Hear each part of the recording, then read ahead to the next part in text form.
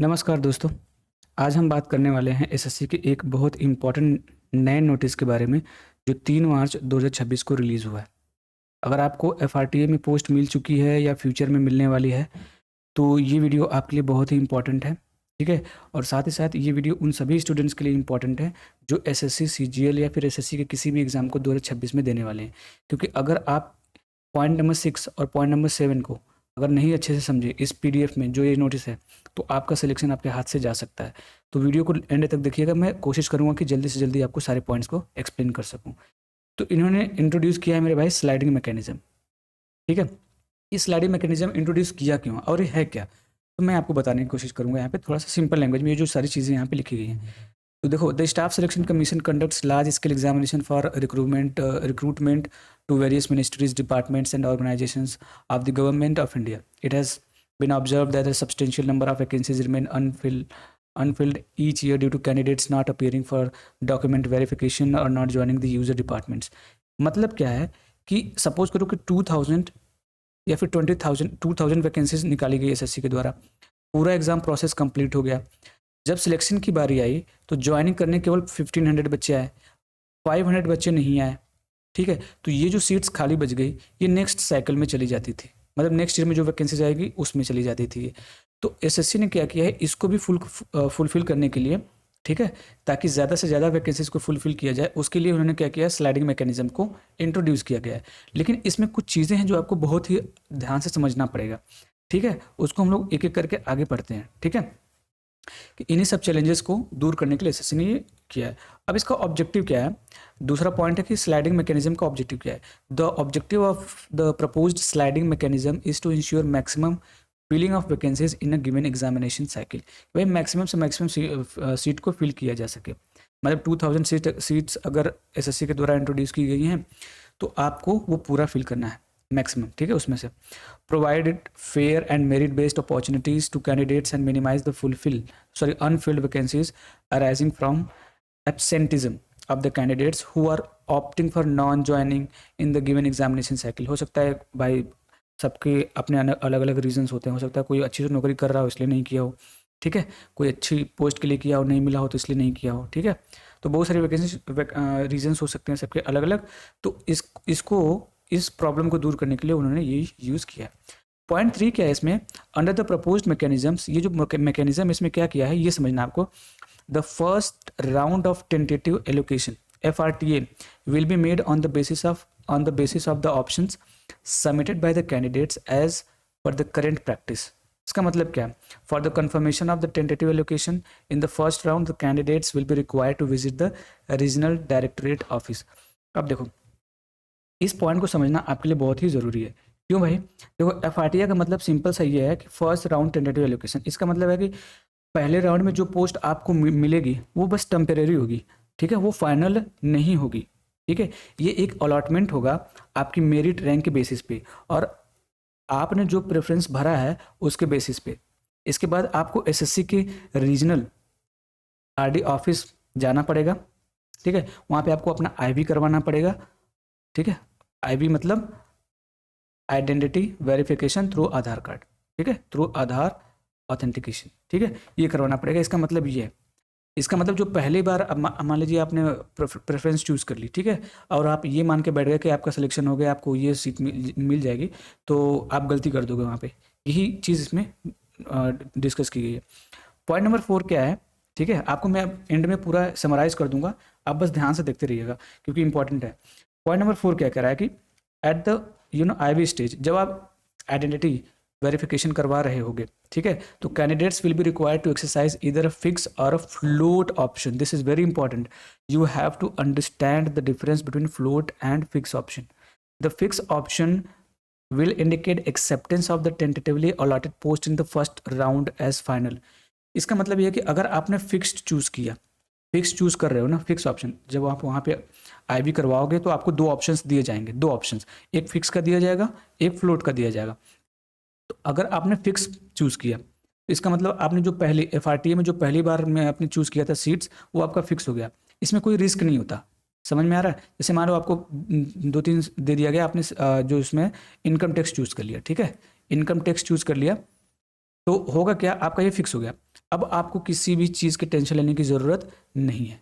लेकिन अगर आपने गलती से फ्लोट चूज़ कर लिया, the float option will indicate willingness of the candidates. और हाँ, इसमें एक कॉन्स हो सकता है कि अगर फिक्स चूज़ करोगे ना, फिक्स ऑप्शन चूज़ करोगे, तो आपको जो सीट्स, सपोज करो कि आपका नंबर कम आ गया, मार्क्स आपके कम आ गए, ठीक है, और आपने प्रेफरेंस डाला था, 3 प्रेफरेंस डाला था, सीजीएल मतलब यहाँ पे इनकम टैक्स के लिए, ठीक है, और एक्साइज इंस्पेक्टर के लिए ऐसे डाला था, और एक और डिपार्टमेंट्स के लिए समझ सपोज करो डाला था आपने, ठीक है।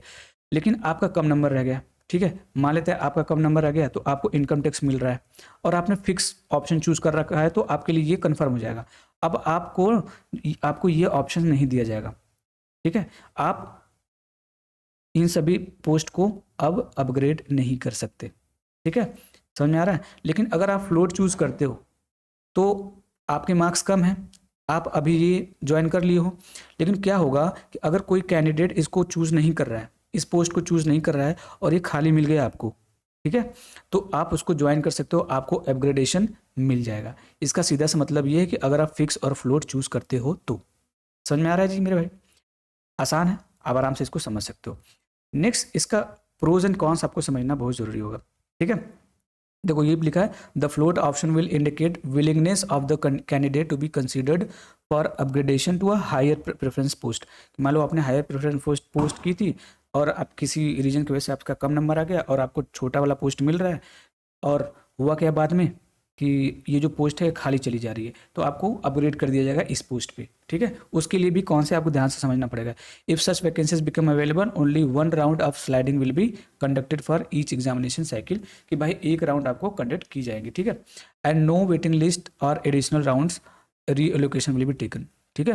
कोई भी वेटिंग लिस्ट नहीं होगा, पहले ही मैं बता चुका हूँ, और री एलोकेशन नहीं होगा कि बार बार आपको वेटिंग लिस्ट दी जाएगी, री एलोकेशन होगा।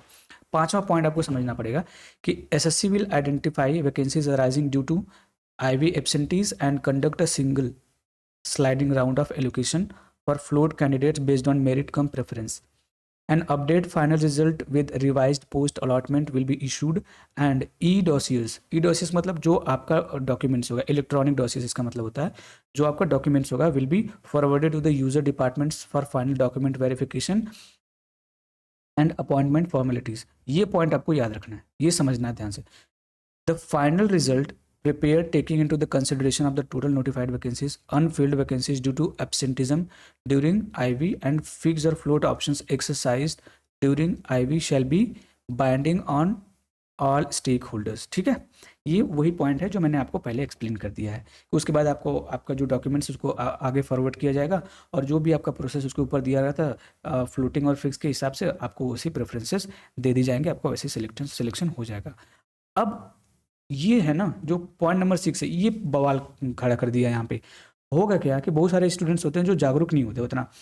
देखो अब यहाँ पे ये समझना है कि the candidates opting for fix option shall not be eligible for any upgradation.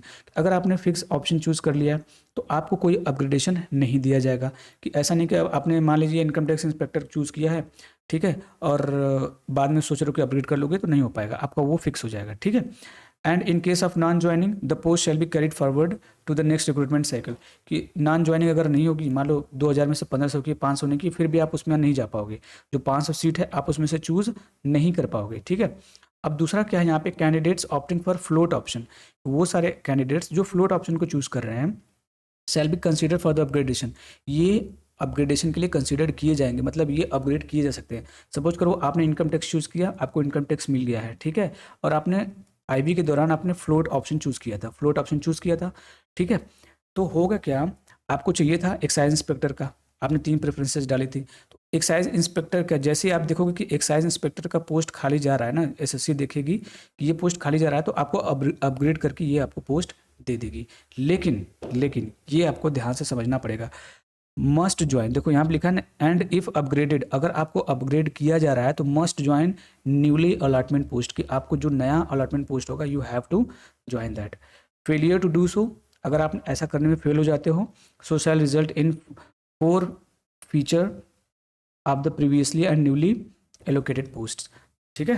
तो आप क्या होगा, जो नया पोस्ट है और जो पुराना पोस्ट है दोनों आपका कैंसिल कर दिया जाएगा। आप इस पे हो, इनकम टैक्स वाले पे हो, ठीक है, आपने फ्लोटिंग ऑप्शन चूज किया था, कि मेरा अपग्रेडेशन होगा और आपने अपना सीट खाली गई, एसएससी ने आपको अपग्रेड कर दिया, आपने अपग्रेडेशन नहीं किया, आईवी नहीं करवाया जाके, दोबारा खत्म हो गई आपकी, ये सीट भी गई, ये भी सीट गई, कैंसिल कर दिए जाओगे। ये इसका कॉन्स था, ठीक है। इसके बाद क्या है, unlimited window of approximately 10 days shall be given to all the candidates, और ये सारी चीज़ें करने के लिए आपको 10 दिन का विंडोज दिया जाएगा। Short listed in first round of tentative allocation during which they will be required to approach respective RDO office. यही सब है कि आपको इतने दिन में ये सब करना पड़ेगा, ठीक है। आपको Aadhaar authentication and exercising of fix float options, inability to appear in the IV within the given window would result in rendering the candidate absent. अब 10 दिन के अंदर अगर आप आरडी ऑफिस पे जाके विजिट नहीं करते हो, अपना आईवी नहीं करवाते हो, तो आपको अब्सेंट माना जाएगा और आपका कैंडिडेचर वहीं पे ख़त्म कर दिया जाएगा, ठीक है। मतलब आपको सिलेक्ट नहीं माना जाएगा। Sliding mechanism is a candidate friendly initiative of SSC to optimise filling of maximum vacancies. तो एसएससी के द्वारा ये कहा गया है कि भाई स्टूडेंट फ्रेंडली है और ये कोशिश करेगा कि भाई जो मैक्सिमम नंबर ऑफ वैकेंसीज है वो फिल की जा सके, ठीक है। नेक्स्ट पॉइंट क्या है कि the commission will publish detailed standard operating procedure on this matter in due course, कि भाई आने वाले समय में उस पर डिटेल स्टैंडर्ड ऑपरेशन प्रोसीजर अभी उस पर पब्लिश करेगा। उसके लिए आपको नोटिस देखना है, एसएससी के वेबसाइट पे विजिट करते रहना है। तो आई होप आपको ये सारी चीज़ें समझ में आई होंगी, ठीक है। बस इतना से आपको इसमें फिक्स और फ्लोटिंग का जो कॉन्सेप्ट था ये आपको समझ में आना चाहिए अगर आप सिलेक्शन ले रहे हो तो, ठीक है। नहीं तो वहाँ पे आप गड़बड़ी हो जाएगी, ठीक है। आई होप आपको वीडियो अच्छी लगी होगी, इन्फॉर्मेटिव लगी होगी, तो चैनल को सब्सक्राइब करिएगा, वीडियो को लाइक करिएगा। और अगर आपको कोई भी मैथ का टॉपिक चाहिए, ठीक है, तो आप कमेंट बॉक्स में कर दीजिए, मैं वो पूरा करवा दूंगा, ठीक है। बेसिक टू एडवांस अगर आपको चाहिए तो, या फिर अगर आपको वन शॉट चाहिए तो उसके लिए भी मैं करवा दूंगा, ठीक है। तो thank you very much, tata bye bye, take care.